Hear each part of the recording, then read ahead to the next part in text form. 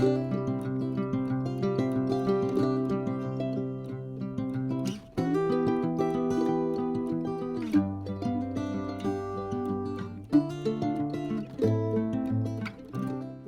back, everybody. This will be session 6 of carving a Drake Green-winged Teal Decoy, and in session 5 we finished the head, so we've got that detailed and the eyes are drying. Now in session 6 we're going to finish the body. So we have some feather carving to do. We've got it roughed out, but we need to do some additional carving. By the way, you don't have to do additional carving. If you're doing a gunning decoy, that's probably enough. Sand the body and put the head on and you're ready to go. But in this particular carving, I'm going to do a little bit of carving on the tertials, some scapular definition. We'll define where the speculum is sliding into the side pocket here. And we'll get that ready for then final assembly. If you're valuing the content of what I'm putting together on this YouTube channel, please hit the subscribe button. If you haven't done that, that really helps me out. And it also will give you notification of content as I add to the channel.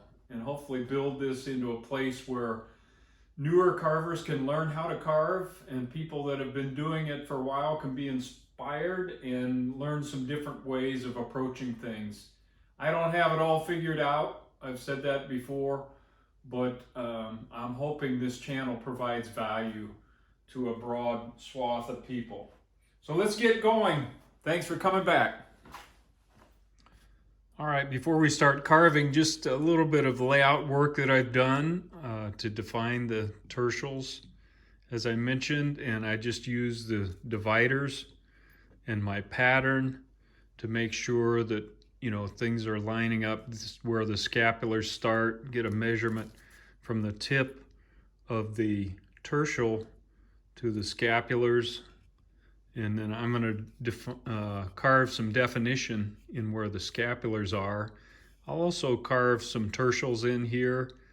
And that's about all the detail that I'm going to put on this. We're not going to carve individual feathers. I may put a few bumps here and there. But it will be a pretty clean carving of a green-winged teal drake. I'm going to do a lot of roughing out with this 1/4-inch cylindrical burr that you've seen before.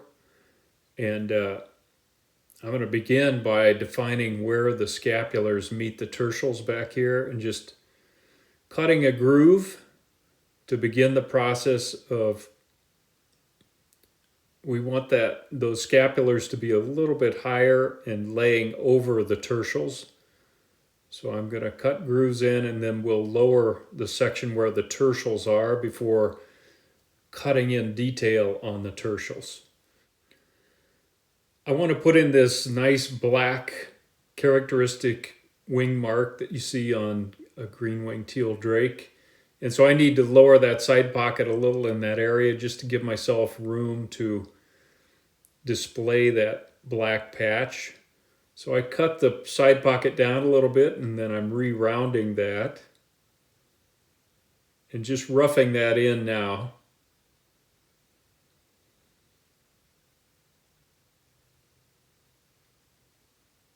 Now I'm cutting in the tertials.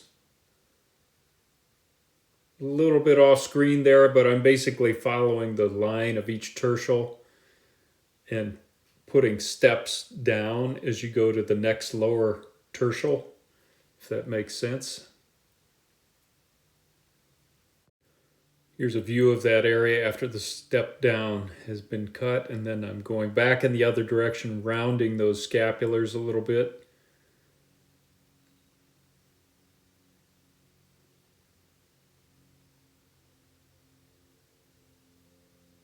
And I just like to go back and forth, and I'm going to be all over the bird, just cutting in some feather groupings. And I do this pretty quickly. I haven't sped up the video yet. Now I'm cutting in the primaries, put a little definition between the primary group and the tertials. Doing some more work on the primaries there. Now I'm going to move to the opposite side, define the scapular line on that side as well, and kind of follow the same procedure as I did on the other side. Now I'm starting to cut in the tertials on the opposite side. Same process, kind of stepping down on each lower tertial so that those tertials will cast a little bit of a shadow from overhead lighting when we're done.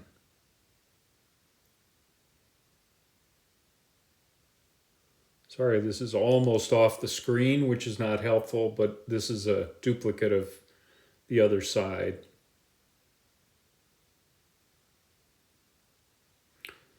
Now I'm going to work to define that area, that black area that I talked about. So I'm just cutting in a line on either side, and then I'll start rounding things out.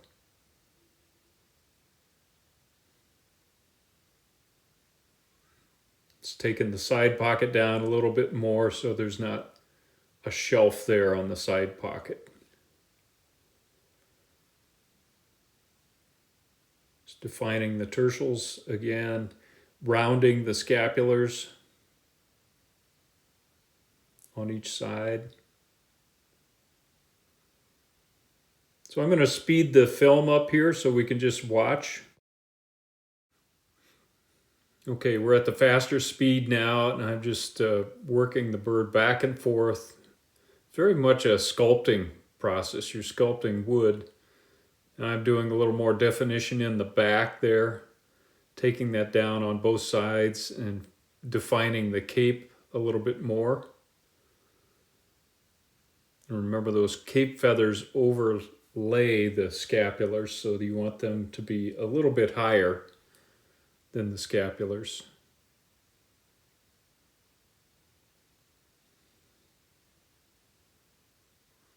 You can see I don't have a real organized attack when I'm rough carving. It's kind of stream of consciousness stuff, and I'm just flipping the bird around to the next place that I want to work. I'm going to change bits to kind of a teardrop shaped ruby bit to do some more refined work. So I'm using that to take out grinding lines, but also do some definition on the end of the tertials there, and just begin to take the rough carving out of it and smooth things out. The ruby grit gives you a nice, almost sanding-like finish to the surface when you're done. So I'm just going back over all those areas that I ground and smoothing things up and defining things a little more.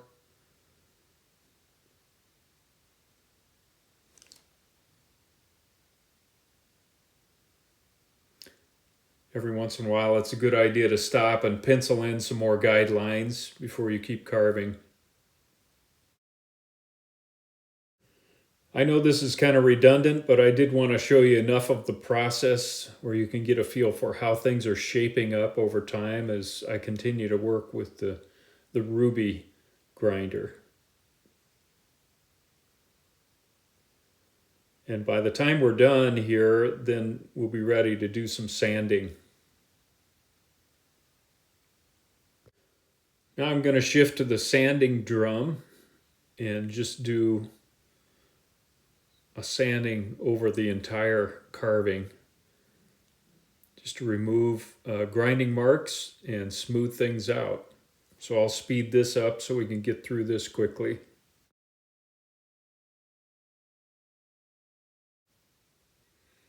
I'm using the sanding drum to eliminate any harsh lines and try to blend feather groups so there's no harsh transitions between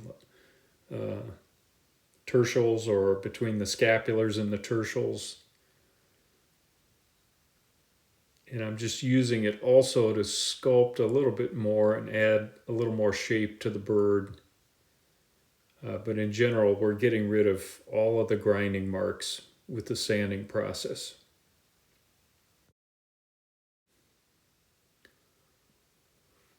Things are shaping up pretty good.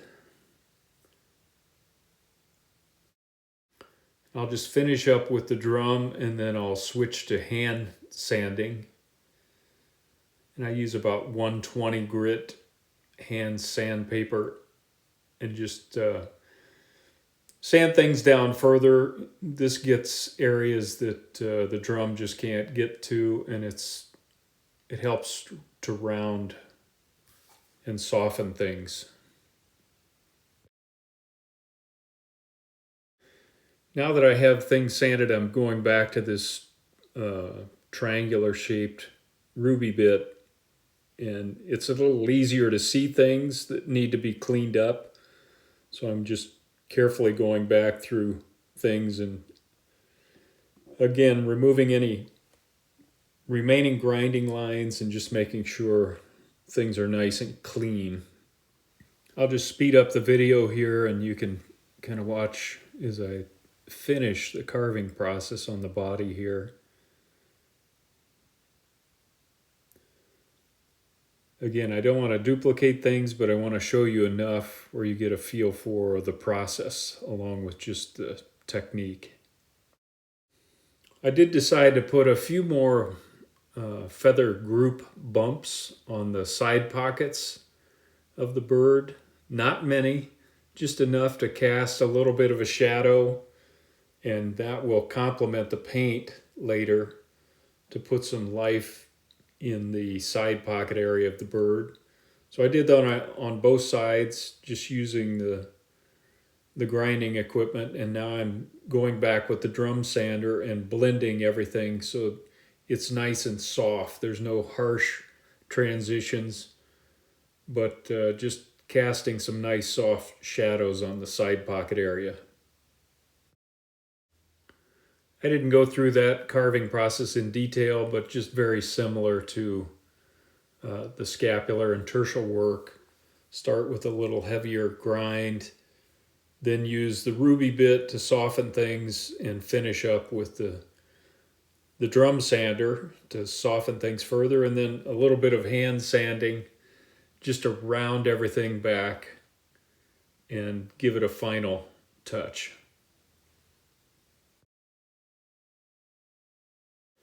Then I'm going to finish up with a 220 grit, just fine sandpaper, and give it a once over, just to end up with a nice smooth surface that'll lend itself well to the painting later.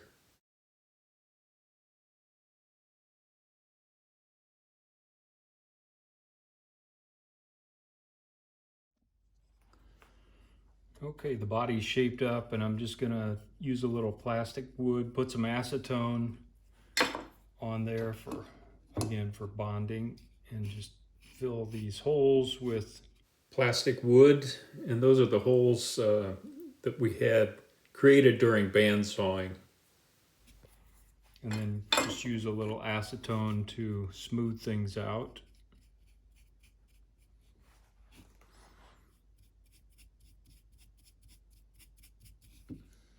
Just a quick shot of the body, and next time we'll attach the head. All right, a good day in the carving shop. We've got the body finished and sanded, and the head is ready to be attached, but I do want to let this epoxy dry, and then we'll do some light sanding of the head before we attach it. It's just a lot easier to work with when it's not attached to the body. So until next time, Tom Christie signing out. Good carving to you.